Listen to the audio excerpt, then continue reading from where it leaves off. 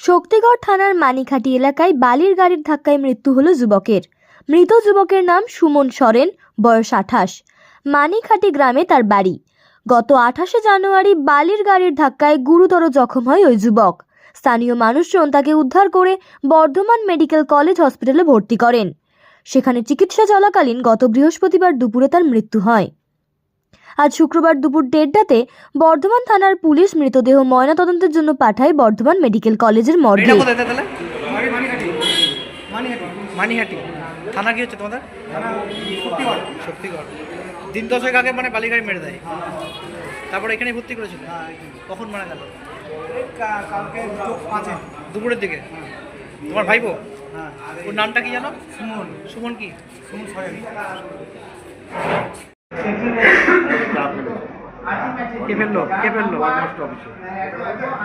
আপনার কি হয়? স্ত্রী। কি বান? হ্যাঁ।